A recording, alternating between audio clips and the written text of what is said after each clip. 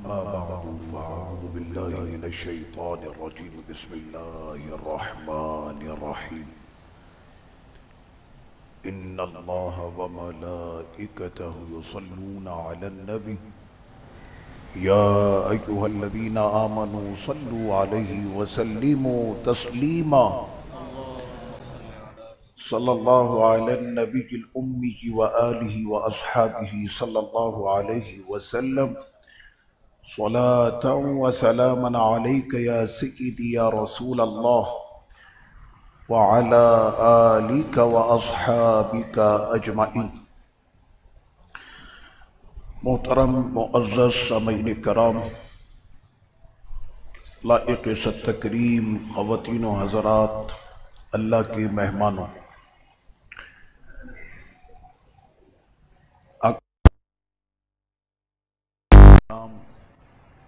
ماہ رمضان کی یہ مبارک شام اور ہو ہماری زندگی تمام ہمارے پیارے آقا کے نام. سرور کونین صلی اللہ تعالیٰ علیہ وسلم کی آیات طیبہ میں اور اتنی تیزی کے ساتھ شمع رسالت کے پروانوں کا دین اسلام میں داخل ہونا، وَرَأَيْتَ النَّاسَ يَدْخُلُونَ فِي دِينِ اللَّهِ أَفْوَاجًا، محبوب آپ دیکھیں گے کہ لوگ دین میں فوج در فوج داخل ہو جائیں گے، گروہ در گروہ دین میں داخل ہوں گے. اور ان لوگوں کو آج دین میں داخل کرنا ہے کہ جو دین کے سب سے بڑے دشمن ہیں، چہرہ مصطفیٰ ان کے لیے سب سے زیادہ جو ہے وہ نفرت کا باعث بنتا ہے. معاذ اللہ، ان کے دلوں میں حسد تھا، ان کے دلوں میں بغض تھا، ان کے دلوں میں کینہ تھا، ان کے دلوں میں حسد تھا، ان کے دلوں میں نفرت تھی، ان کے دلوں میں دشمنی تھی. ایسے لوگوں کو اسلام میں داخل کرنا ہے آسان کام نہیں تھا. آقا علیہ الصلوۃ والتسلیم نے اپنے کردار سے وہ شاندار کردار ادا کیا کہ اپنے تو اپنے پرائے بھی یہ کہہ اٹھے کہ آپ سے بڑھ کر صادق اور امین کوئی نہیں، آپ سے بڑھ کر عدل کرنے والا کوئی نہیں، آپ سے بڑھ کر انصاف والا کوئی نہیں، آپ سے بڑھ کر میٹھی زبان والا کوئی نہیں، آپ سے بڑھ کر محبوب اس جہاں میں کوئی نہیں. آقا علیہ الصلوۃ والتسلیم نے اپنے عدل سے، اپنے کرم سے، اپنی محبت سے، اپنے کردار سے پورے جہاں کو اپنا گرویدہ کر دیا تھا. اسی لیے رب کریم نے فرمایا کہ محبوب آپ کے دل کی نرمی ایسی تھی کہ پورا جہاں امڈ کر آپ کے گرد ایسے بیٹھ گیا جیسے شمع کے گرد پروانے جمع ہو جاتے ہیں. رب کریم نے پھر قرآن مجید میں فرمایا فَلِذَلِكَ فَادْعُ وَاسْتَقِمْ كَمَا أُمِرْتَ وَلَا تَتَّبِعْ أَهْوَاءَهُمْ. حکم تو محبوب علیہ السلام سے خطاب ہے. اسی وجہ سے اے محبوب آپ یہ فرمائیے اور یہ دعوت دیں اور بلائیں کہ قائم رہیں استقامت پر، کہ جس طرح سے آپ کو حکم دیا گیا ہے استقامت پر قائم رہنے کا، اسی استقامت پر آپ جو ہے وہ قائم رہیں اور ان کی خواہشات کی پیروی نہ کریں جیسا وہ آپ سے چاہتے ہیں. اور محبوب آپ کہیے کہ میں ایمان لایا اللہ کی کتاب پر جو اتاری گئی ہے، اور مجھے حکم دیا گیا ہے کہ جب میں لوگوں کے درمیان فیصلہ کرنے بیٹھوں تو انصاف کے ساتھ میں فیصلہ کروں. آقا علیہ الصلوۃ والتسلیم فرماتے ہیں کہ قرآن کی یہ وہ آیت ہے کہ جس نے اللہ کے محبوب کو بوڑھا کر دیا، اس لیے کہ یہ کام آسان نہ تھا. استقامت جیسی اللہ چاہے، انصاف جیسا اللہ چاہے، حکم ایسے بیان کرنا جیسے اللہ چاہے. آج آپ کو پتہ ہے کہ سب سے اچھے مولانا صاحب، سب سے اچھے مفتی صاحب وہی ہوتے ہیں کہ جو کہیں سب اچھے ہیں. ان کے یہاں پر برے کی کوئی رپورٹ ہوتی ہی نہیں.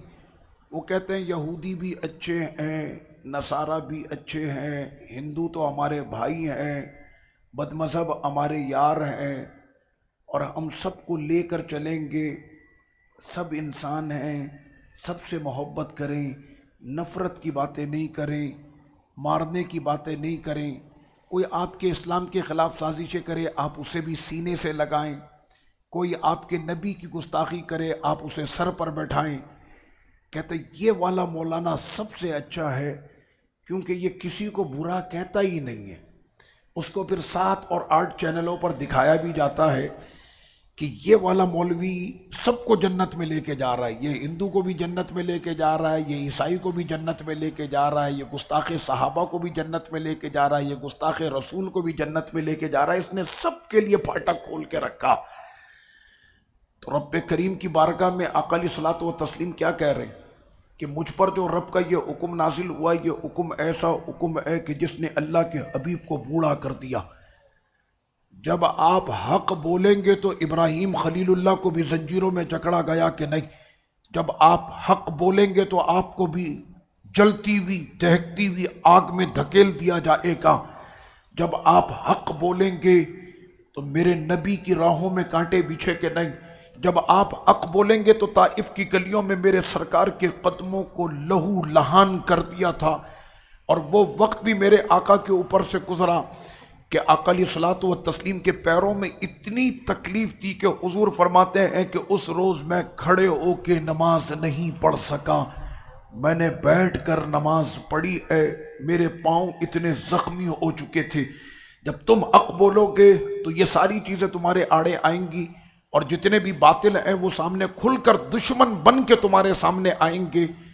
آج سب سے بڑی مصیبت یہ ہو گئی کہ ہم نے حق بولنا چھوڑ دیا، ہم نے حق سے انصاف کرنا چھوڑ دیا، لیکن رب نے یہی فرمایا ہے کہ تمہارا یہ کام نہیں کہ تم کیا کرتے ہو، تمہارا کام یہی ہے کہ تم نے حق کہنا ہے۔ اگر تم نے حق نہ کہا تو پھر قرآن کا یہ 6 سپارہ ہے، فرمایا کہ وہ ظالم ہیں کہ جن کو پتا تھا لیکن انہوں نے بتایا نہیں، وہ سب سے بڑے ظالم ہیں۔ پھر فرمایا کہ وہ سب سے بڑے کافر ہیں کہ جن کو حق پتا تھا لیکن انہوں نے حق بتایا نہیں، اور اس کے بعد فرمایا وہ سب سے بڑے فاسق ہیں کہ جن کو حق پتا تھا لیکن انہوں نے حق بتایا نہیں، اور قوم کو انہوں نے اندھیرے کے اندر رکھا۔ تو آقا علیہ الصلوۃ والتسلیم پر یہ آیت کریمہ اور سرور کونین کا یہ فرمانا کہ اس آیت نے اللہ کے حبیب کو بوڑھا کر دیا کہ عدل سے فیصلہ کرنا۔ مجھے بتائیں نا انصاف کہاں پر ہے کہیں پر انصاف نظر آتا ہے؟ آپ کی جیب کے اندر نوٹ تگڑے رہیں، سارا انصاف آپ کا ہے، ساری عدالتیں آپ کی ہیں، جو فیصلہ چاہیں آپ کروا سکتے ہیں، ایسا ہی ہے۔ تو کہاں گیا انصاف؟ انصاف کیا تو میرے رسول نے، عدل کیا تو میرے آقا نے، اور لوگوں کے مابین جب فیصلے کیے تو میرے سرکار نے۔ اب سنیں اس کی میں ایک آدھ جھلک آپ کو دکھاتا ہوں تاکہ آپ کو پتہ چلے انصاف کہتے کس کو ہیں۔ ہمارے یہاں تو یہ قانون ہے، 1400 سال پہلے آقا علیہ الصلوۃ والتسلیم نے اس قانون کی نشاندہی فرما دی تھی، اور وہ کیا تھا کہ جس وقت میں حضرت اسامہ بن زید نے آ کر یہ کہا تھا کہ خزرج کی وہ لڑکی ہے اور اس نے مذاق میں چوری کی ہے، نام اس کا فاطمہ ہے، اگر اس کو سزا ہوئی تو یہ بہت پیسے والا قبیلہ ہے اور بہت عمرا اور رؤسا کا یہ قبیلہ ہے، اور یہ لڑکی اس قبیلے کی ہے، اگر اس کا ہاتھ کٹا تو پھر جو ہے ہمارے لیے ایک بہت بڑا مسئلہ ہوگا، وہ سارے مالدار پیسے والے لوگ ہیں۔ حضرت اسامہ کہتے ہیں کہ اس دن مجھے محسوس ہوا کہ حضور کے دربار میں یہ بات کرنا میرے لیے غلط ہو گئی۔ آقا علیہ الصلوۃ والتسلیم اتنا مجھ سے لاڈ فرماتے تھے، لیکن اس دن میں نے حضور کا جلال دیکھا۔ فرمایا کہ تم کیا سمجھتے ہو کہ ہم زمانہ جاہلیت کی طرح کہ جیسے بنی اسرائیلی کیا کرتے تھے ہم ویسے ہی کریں؟ بنی اسرائیلیوں کے اندر یہ ہوتا تھا کہ اگر ان کا کوئی غریب کرے تو اس کے اوپر سارے قانون لاد دیے جاتے تھے، اور اگر ان کا کوئی امیر کرے تو امیر کو ایسے نکال دیا جاتا تھا جیسے بال میں سے آٹے میں سے بال کو نکال دیا جاتا۔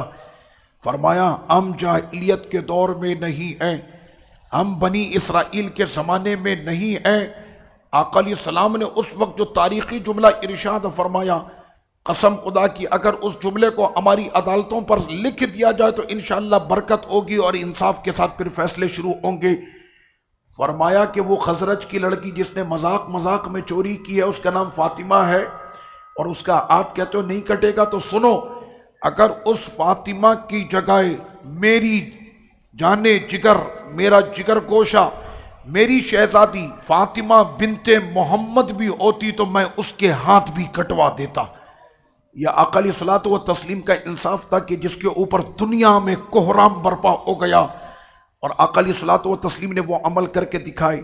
کان النبی صلی اللہ علیہ وسلم اعدل الناس احکم الناس بین المسلمین والمشرکین والنصارى، کہ آقا علیہ الصلوۃ والتسلیم تمام یہودیوں کے مابین، تمام عیسائیوں کے مابین، تمام مشرکوں کے سامنے، یعنی مشرکین، یہود، نصارہ، ان تینوں مذہبوں میں پورے جہاں میں سب سے زیادہ انصاف کرنے والے تھے تو وہ آمنہ کے لال تھے۔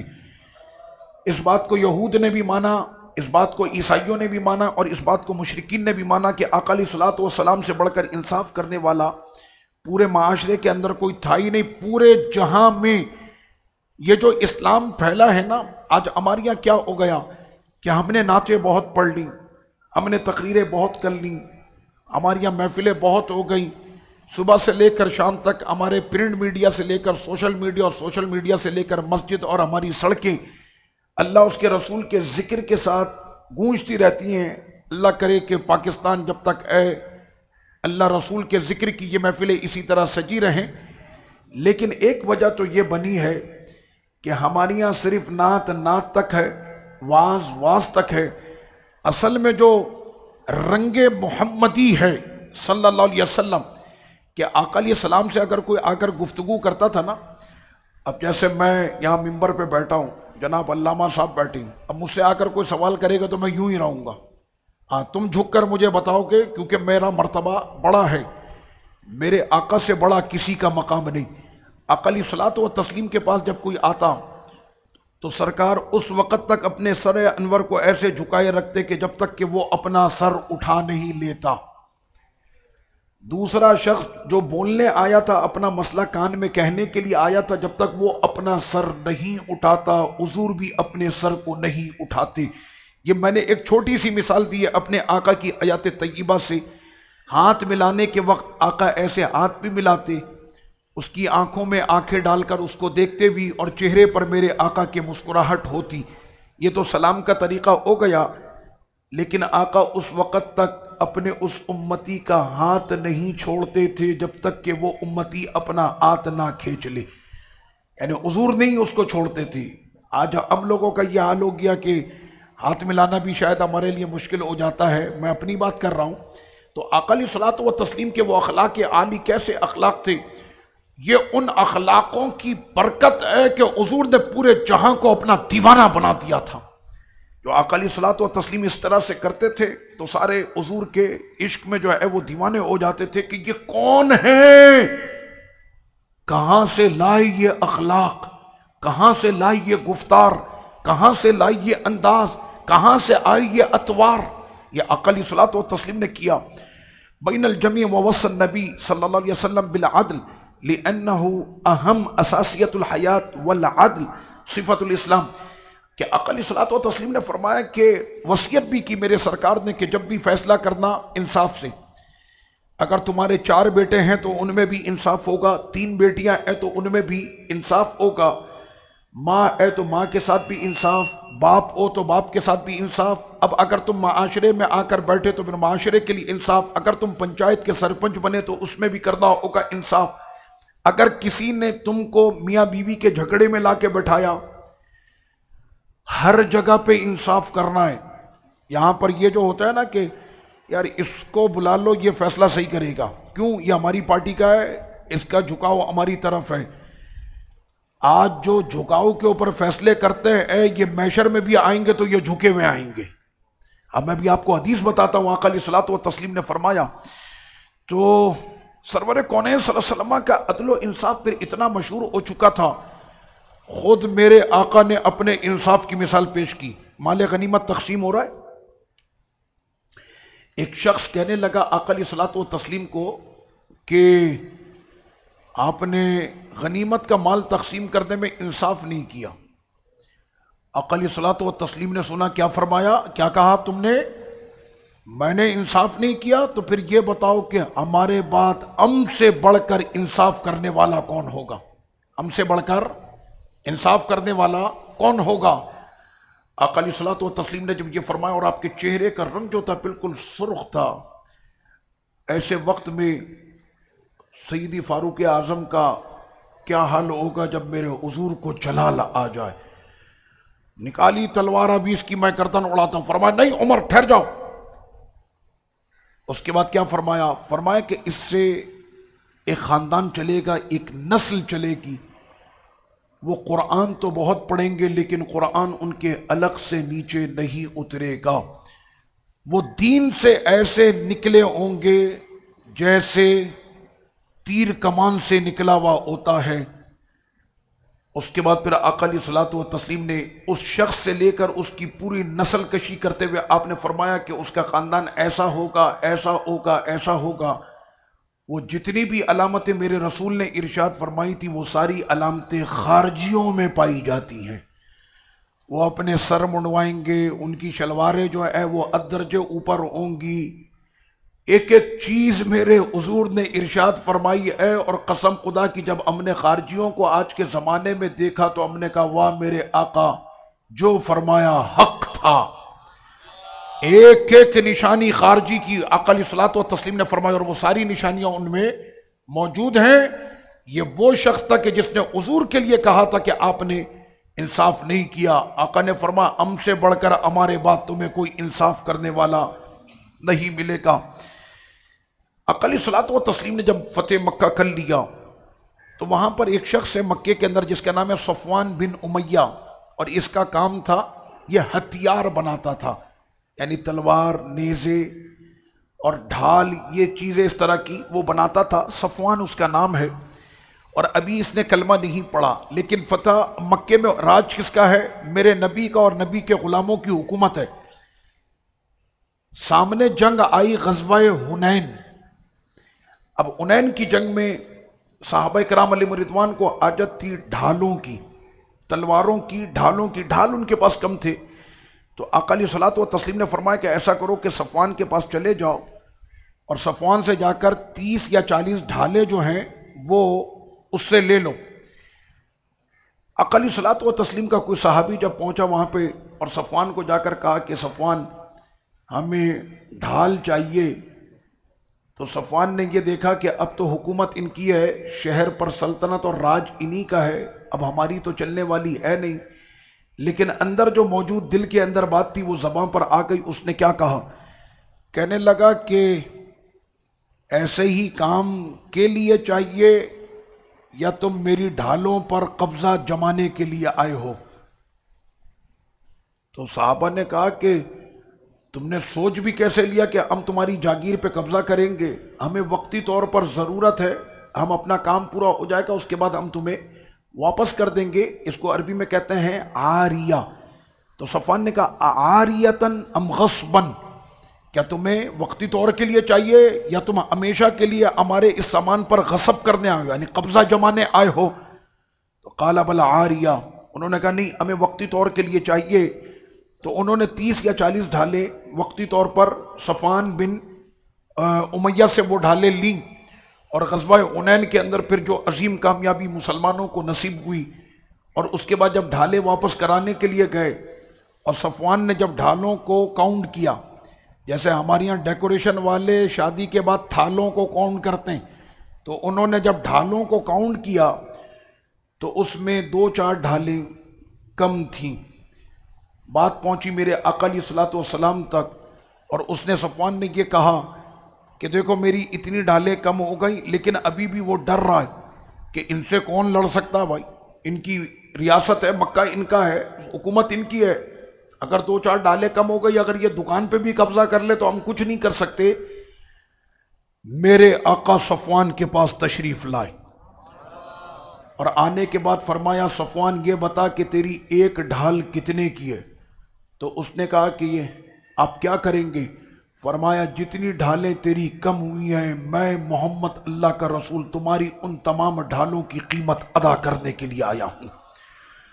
بس اس نے حضور کے اس اخلاق کو دیکھا کہ 4 ڈھالوں کی کیا حیثیت، مکے پر جن کی حکومت، مدینے پر جن کا راج، طائف پر جن کی حکومت، آج انہیں بھی انہوں نے فتح کیا، جس مارکے میں یہ جاتے ہیں یہ کامیاب ہوتے ہیں، تو ان کو یہ 4 ڈھالوں کی یہ قیمت ادا نہ بھی کریں تو ان سے لے کون سکتا ہے؟ میرے سرکار کے اس اخلاق کو دیکھا تو اس نے کہا کہ میرے دل میں آپ کے لیے بہت زیادہ نفرت تھی اور حضور کی نظر اس پر پڑ چکی تھی تو اب نفرت جا چکی تھی، اور اب وہ کہتا ہے کہ میرے دل میں اس وقت سب سے زیادہ محبت آپ کے لیے ہے، اور میں اب کہتا ہوں لا الہ الا اللہ محمد الرسول اللہ۔ اللہ اکبر، یا رسول اللہ صلی اللہ علیہ وسلم، یا علی۔ تو آقا علیہ الصلوۃ والتسلیم نے اسلام کو جو یہ پھیلایا نا تو اپنے اخلاق سے پھیلایا۔ ایک شخص ہے، مسلمان ہے، اس نے اپنے پڑوس کی چوری کی، اور اس شخص کا نام ہے طعمہ، جس نے چوری کی اس کا کیا نام ہے؟ طعمہ۔ طعمہ نے چوری کی اپنے پڑوسی کی، اور پڑوس کے گھر سے اس نے چوری بھی کیا تو کیا کیا؟ ڈھال۔ ان گھروں کے اندر اس زمانے میں یہی سب ہوتا تھا، سونے ہیرے تو ہوتے نہیں تھے، تلوار ہے، ڈھال ہے، یہ ساری چیزیں ہوتی تھی۔ تو انہوں نے ڈھال کو جو ہے وہ چوری کیا۔ اچھا، جب پڑوس نے طعمہ کو یہ کہا کہ مجھے پتہ چلا ہے کہ یہ ڈھال تمہارے پاس ہے، تو انہوں نے کیا کیا کہ آٹے کے بورے کے اندر اس ڈھال کو چھپا دیا۔ ڈر یہ ہوا کہ کہیں ایسا نہ ہو کہ گھر کی تلاشی ہو جائے اور تلاشی میں وہ ڈھال نکل جائے تو بات جو ہے وہ ثابت ہو جائے گی۔ طعمہ نے کیا کیا، اس بورے کو اٹھایا اور لے جا کر اپنے ایک جاننے والے یہودی کے گھر میں امانتاً رکھوا دیا۔ یہودی نے رکھ لیا، پہلے ہوتا تھا اس طرح کا معاملہ، یہودی نے رکھ لیا، لیکن وہ جو پڑوسی تھا اس نے تعاقب کیا طعمہ کا، اور راستے میں وہ بوری پھٹی ہوئی تھی، تھوڑا تھوڑا آٹا گرتا گیا، تو یہ اس آٹے کا پیچھا کرتے کرتے اس یہودی کے گھر پہ پہنچ گیا۔ بات ثابت ہو گئی کہ ڈھال تو چوری ہوئی ہے اور آٹے کی بوری میں سے برآمد بھی ہو گئی۔ جب طعمہ سے پوچھا کہ تم نے یہ کام کیا، طعمہ نے کہا کہ بورا کہاں سے نکلا؟ کہنا یہودی کے گھر سے۔ کہنا جب اس کے گھر سے نکلا تو چور وہی ہوا۔ آقا علیہ الصلوۃ والسلام کے دربار میں جب یہ بات پہنچی تو ہوتا کیا ہے، بھائی یہ ہماری پارٹی کا ہے، اس نے کلمہ پڑھا ہے، یہ میرا صحابی ہے، یہ میرا ہے، میرے پیچھے نماز پڑھتا ہے، میں نے اس کا ساتھ دینا ہے۔ اب تو ہمارے یہاں یہ معاملات اتنے زیادہ ہو گئے کہ جناب یہ وہ کون ہے؟ بھائی کہنے یہ ایک پیر صاحب کے سارے مرید ہیں، تو یہ آپس میں ہی ملے جلیں گے، دوسری پارٹی سے ان کا تعلق نہیں ہوگا۔ ہمارے یہاں آج کل یہ معاملہ اتنا زیادہ ہو چکا ہے۔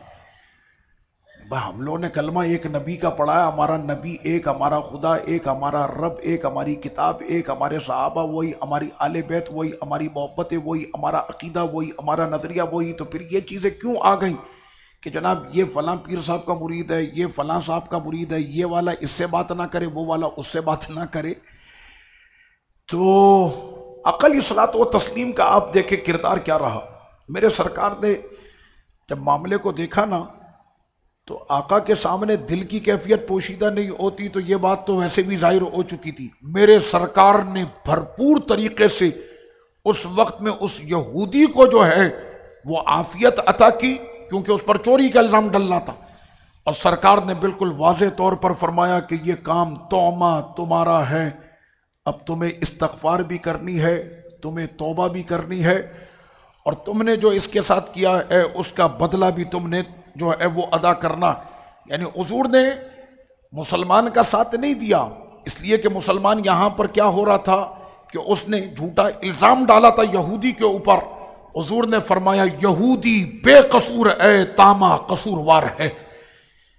اب جب یہودی دیکھ رہا ہے کہ ان کے نبی نے مجھ کو بچایا ہے اور طعمہ کے اوپر الزام جو تھا اس کو ثابت کیا ہے، تو پھر وہ کیا کہتا ہے؟ وہ کہتا ہے کہ ان سے زیادہ سچا کوئی نہیں، ان کے مذہب سے زیادہ سچا کوئی مذہب نہیں، وہ محروم اور بے وقوف ہوگا کہ جو ان جیسے نبی کو دیکھنے کے بعد بھی ان کا کلمہ نہ پڑھے۔ تو اس طرح سے آقا علیہ السلام نے جو ہے وہ دین کا کام کیا، اور اس طرح سے اسلام جو ہے وہ پھیلتا چلا گیا۔ اب لیجئے جناب، بدر کی وادی سجی ہے، مسلمانوں کے پاس سواری نہیں ہے۔ آپ کو پتہ ہے نا کہ اس وقت میں جو کیفیت تھی صحابہ کرام کی، پیوند والے کپڑے تھے، 8 تلواریں، نوک ہے تو دستہ نہیں، دستہ ہے تو نوک نہیں، زنگ آلو تلواریں تھی، اور حق اور باطل کا یہ پہلا مارکا تھا۔ کہتے ہیں نا کہ ابھی پریکٹس بھی نہیں ہے، کون کس طرح لڑے گا، کون کیسے لڑے گا۔ کہنا پھر بھی آپ جو ہے سارے وہ منہ اٹھا کر چلے گئے تھے بدر کی وادی میں۔ کہنا ہم نہیں جاتے تو پھر کون جاتا؟ اگر ہم نہیں جاتے تو پھر تو رسول کریم خود جاتے، اور جب حضور جاتے اور ساتھ میں ان کا کوئی نہیں آتا تو پھر بدر کے اندر جتنے بھی ذرے تھے وہ ذرے ہی بارود بن کے ان کافروں پہ ٹوٹ پڑتے۔ تو صحابہ کرام علیہم الرضوان نے تو کہا کہ جانا تو ہم نے ہے، ہمارا کام جانا ہے، باقی کام خدا کا ہے۔ وہ سارے چلے گئے تھے۔ تو بدر کی وادی میں ہوا یہ کہ سواری نہیں۔ اب راستے میں چل رہے ہیں نا، مدینہ شریف سے بدر گئے ہیں آپ میں سے کوئی بدر گیا ہے؟ وادی بدر میں آپ گئے؟ وادی بدر میں کتنا کلومیٹر ہوگی وادی بدر مسجد نبوی شریف سے؟ تقریباً 1.5 گھنٹہ لگتا ہے بس میں۔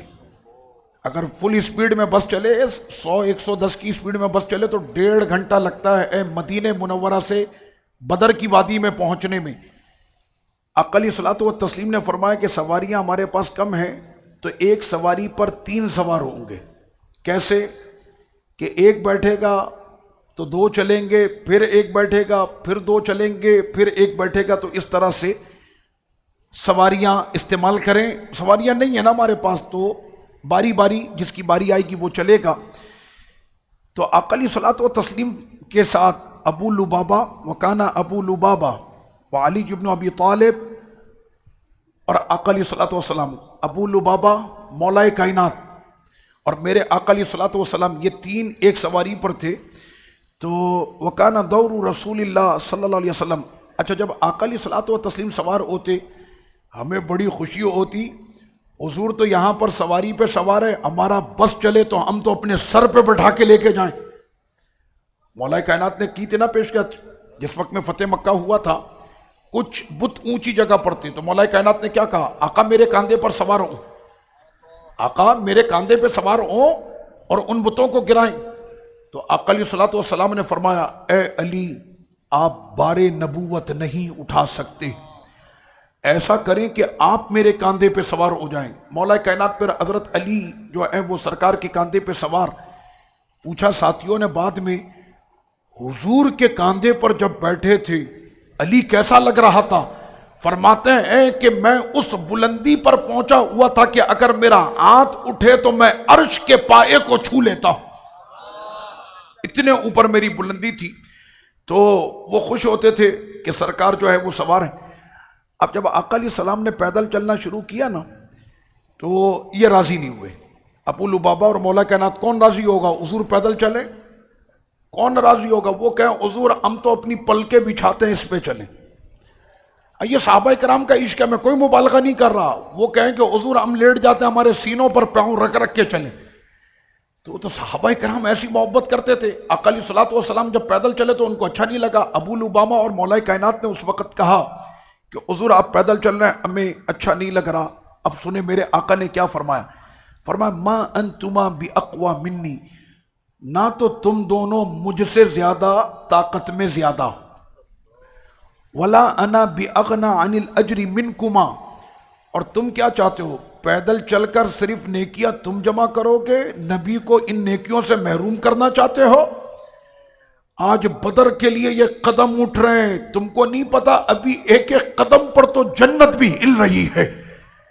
ہاں، یہ جو قدم مجاہدین کے اس وقت میں اٹھ رہے ہیں، ان قدموں کے بارے میں تمہیں کیا پتا؟ آج تو فرج سے عرش بری تک سب کو حرام برپا ہے، اس لیے کہ سرور کونین آج بدر میں تشریف لا رہے تھے۔ تو آقا علیہ السلام نے فرمایا کہ تم یہ نہیں سمجھنا کہ تم دونوں مجھ سے زیادہ طاقتور ہو۔ آقا علیہ السلام نے فرمایا کہ مجھ میں 40 جنتی مردوں کی طاقت ہے۔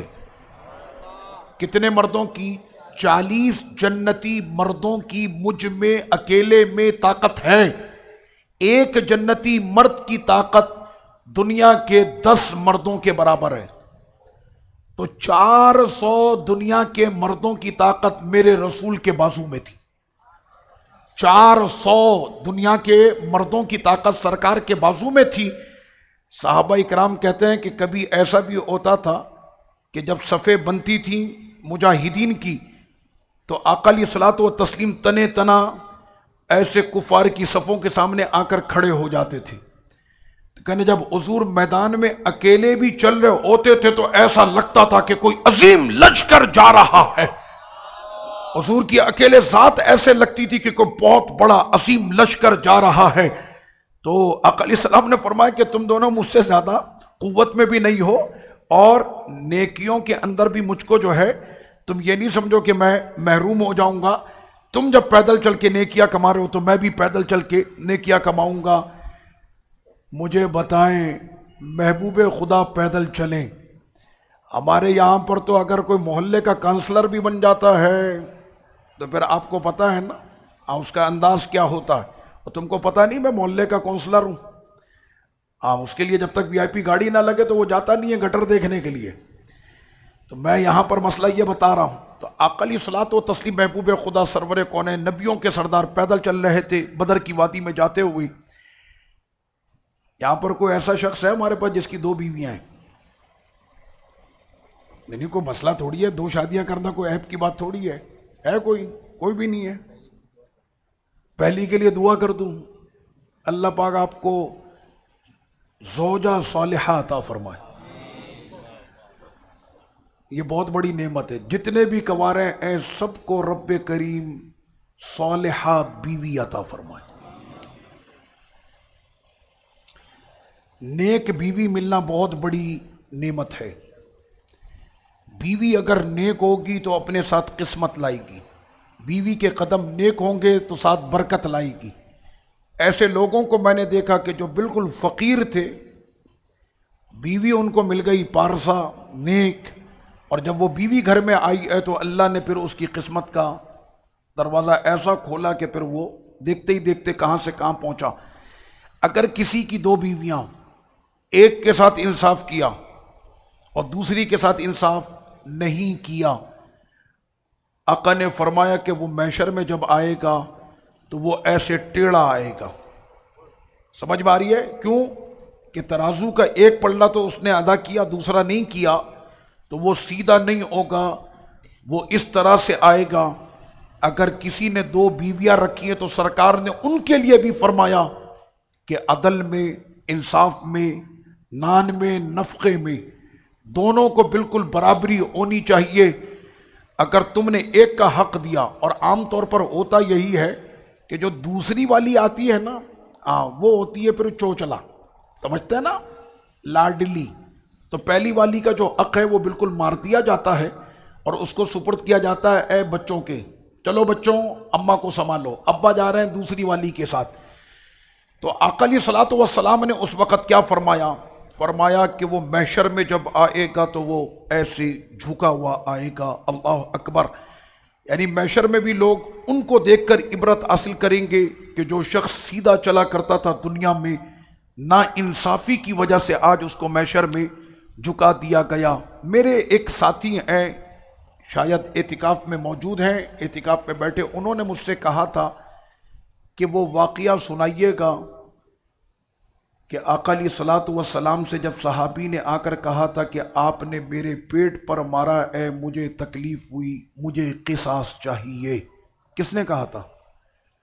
مجھے کہا تھا کہ آپ یہ واقعہ سنائیں۔ آپ نے کہا تھا؟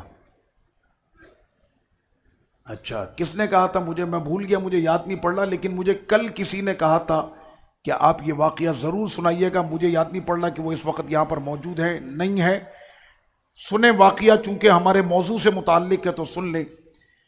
بدر کا معرکہ سج رہا ہے، سب بندی شروع ہو گئی۔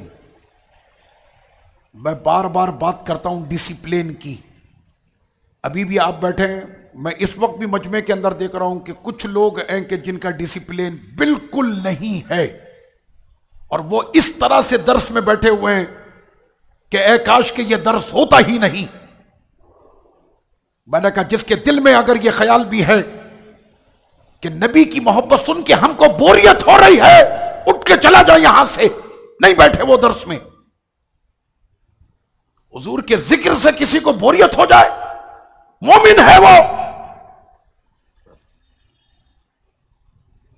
آقا علیہ الصلوۃ والسلام نے ڈسپلین رکھا، اسلام میں ڈسپلین ہے۔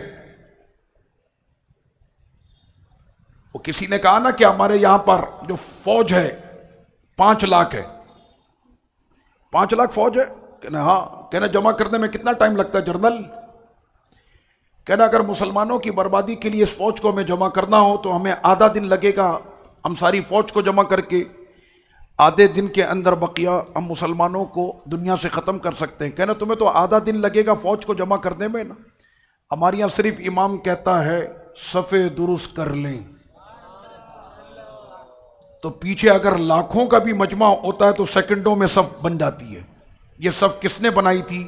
میرے نبی نے۔ کس نے بنائی تھی؟ میرے سرکار نے۔ ایسے صف بننا شروع ہوئی۔ میرے آقا علیہ الصلوۃ والسلام کے صحابی ہیں جن کا نام ہے سواد رضی اللہ عنہ، یہ موقع کی تلاش میں ہوتے تھے صحابہ کہ کسی طرح سے ہمیں سرکار کی برکت ملے۔ اس طرح سے صف میں کھڑے ہوئے کہ ان کا شکم جو تھا وہ صف سے تھوڑا سا آگے تھا، حضرت سواد کا۔ آقا علیہ الصلوۃ والسلام کے دست مبارک میں ایک ٹہنی ہے اور سرکار اس سے فرما رہے کہ صف سیدھی کرو، اور صحابہ کرام ایسے کھڑے ہوتے جا رہے ہیں۔ کبھی آپ نے دیکھا ہے جب جنرل کہتا ہے صف لگاؤ تو سارے فوجی بھاگ بھاگ کے آ کے یوں کھڑے ہو جاتے ہیں فوراً ترتیب کے ساتھ۔ میں نے کہا کہ یہ تم کو کس نے سکھایا؟ تو جواب یہی آئے گا کہ مجاہدین کے جو سب سے بڑے کمانڈر تھے وہ پیارے مصطفیٰ تھے صلی اللہ علیہ وسلم۔ آقا علیہ الصلوۃ والسلام نے یہ کام کروائے تبھی آج یہ ساری سب بندی اور یہ ساری چیزیں ہوتی۔ ڈسپلین کہتے ہیں آرمی کا ڈسپلین سب سے زیادہ ہوتا ہے۔ میں نے کہا یہ ڈسپلین بھی اگر سکھایا ہے تو آمینہ کے لال نے سکھایا۔ آقا علیہ الصلوۃ والسلام نے فرمایا سب بندی کی جائے، سب بندی ہونا شروع ہو گئی۔ ایک صاحب ہیں ان کا شکم ایسے باہر، سواد نام تھا ان کا۔ آقا علیہ السلام کے ہاتھ میں ایک چھڑی تھی اور میرے سرکار نے اس چھڑی سے ان کے پیٹ پر ایسے مارا اور مارتے ہوئے فرمایا سواد صف کے اندر رہو، تمہارا شکم جو ہے وہ آگے آتا ہے۔ اور یہ کہنے کے بعد آقا علیہ السلام آگے کی طرف بڑھے تو پیچھے سے انہوں نے کہا اوجعتنی یا رسول اللہ، سرکار مجھے آپ نے تکلیف پہنچائی ہے۔ اب یہاں سے ان کے عشق کی جو دیوانگی تھی وہ شروع ہو رہی ہے۔ کہنے آقا آپ نے مجھ کو تکلیف پہنچائی ہے اور تکلیف کا بدلہ تکلیف ہے، قصاص کا بدلہ قصاص ہے، آپ نے مجھ کو مارا ہے، مجھے قصاص چاہیے۔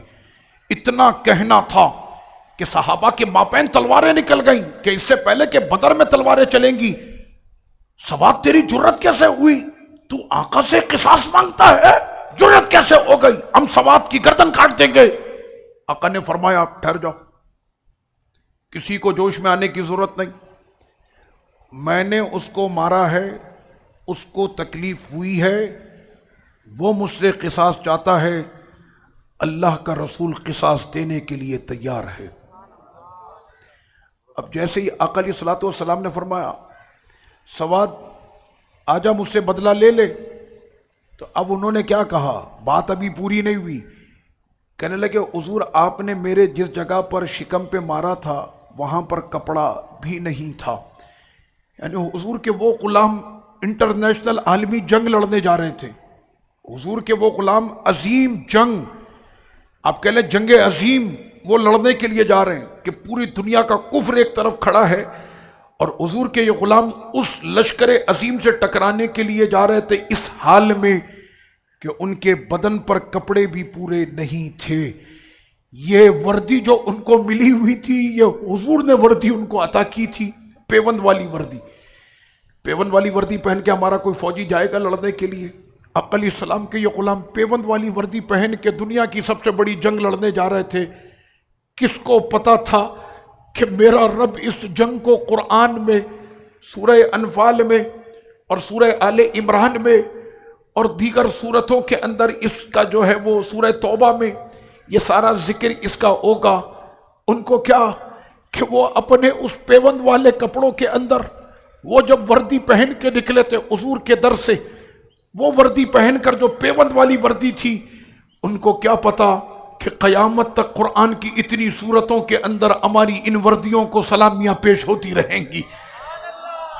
وہ کہنے لگے حضور میں نے جو کپڑا پہنا تھا وہاں پر کپڑا نہیں، آپ نے جب مارا تو میری جلد پہ لگا ہے، اور مجھے بھی اب قصاص میں جلد چاہیے، کھال کے اوپر مجھے لگی ہے تو مجھے بھی تو آپ دیں۔ ابھی ان کے الفاظ پورے نہیں ہوئے تھے اور حضور نے اپنے ذرا کے وہ جو بٹن تھے وہ کھول دیے، اور آقا علیہ السلام نے فرمایا ایسے اپنے شکم مبارک کی طرف کہ آج سواد اپنا بدلہ لے لے۔ بس انہوں نے جیسے ہی حضور کا وہ نورانی چمکتا ہوا شکم مبارک دیکھا، وہ آ کر اس سے لپٹ گئے اور حضور کے شکم کو چومنے لگے۔ آقا علیہ السلام نے فرمایا اے سواد، یہ کیا دیوانگی ہے؟ تم تو قصاص لینے کے لیے آئے تھے، تم تو چومنے لگ گئے۔ اس پر انہوں نے کہا کہ یا رسول اللہ صلی اللہ علیہ وسلم، سامنے کا جو منظر ہے وہ بڑا خوفناک ہے، پتہ نہیں یہ زندگی وفا کرے نہ کرے، آپ کو دوبارہ دیکھنے کا موقع ملے نہ ملے۔ ہم تو بدر کی وادی میں جا رہے، ہماری تو اب جانیں بھی جا سکتی، شہادت ہمارا مقدر بن سکتا ہے، پتہ نہیں پھر یہ نورانی چہرہ دیکھنے کا ہمیں اتفاق ہو نہ ہو۔ میری یہ تمنا تھی کہ مرنے سے پہلے ایک مرتبہ اپنے نبی کو دل بھر کے چوم لوں، چھو لوں اور اپنے نبی سے میں لپٹ جاؤں۔ اب مجھے کوئی پرواہ نہیں، بدر میں اگر مجھے شہادت کا شرف بھی ملتا ہے تو اب موت کو بھی خوشی سے گلے لگاؤں گا، کیونکہ میں اپنے آقا کو گلے لگا چکا ہوں۔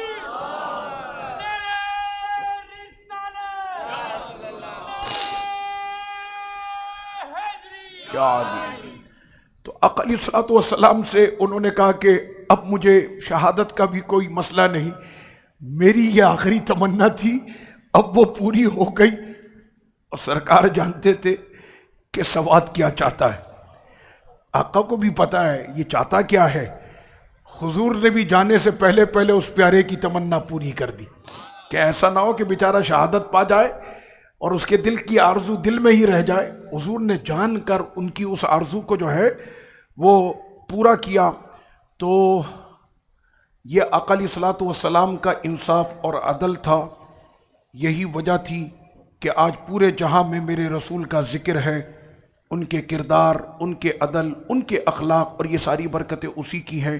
اے بندہ مومن، اے میرے بھائی، آپ لوگوں نے کرنا کیا ہے؟ اگر آپ یہ چاہتے ہیں کوئی بھی شخص آپ سے متاثر ہو تو نہ وہ آپ کے نوٹوں سے متاثر ہوگا، نہ وہ آپ کے ووٹوں سے متاثر ہوگا۔ اگر وہ آپ سے متاثر ہوگا تو تبھی ہوگا جب آپ سرکار کی سنتوں پر عمل کریں گے۔ آپ کا انداز، آپ کی گفتگو، آپ کا اخلاق، آپ کی عاجزی، آپ کی محبت، آپ کی اخوت، آپ کی بھائی چارگی، رب نے فرمایا میرے محبوب کی زندگی تمہارے لیے بہترین مثال ہے۔ کسی کا دل جیتنا ہے تو انداز مصطفی کو اختیار کر لینا، نہ وہ تمہارے جو ہے وہ زلفوں کا اسیر بنا اور تمہارا دیوانہ بنا۔ آقا علیہ السلام نے جس اخلاق کا مظاہرہ کیا، رب کریم ہم سب کو عین سنت مصطفی کے مطابق عدل، انصاف اور حق گوئی کرنے کی توفیق عطا فرمائے۔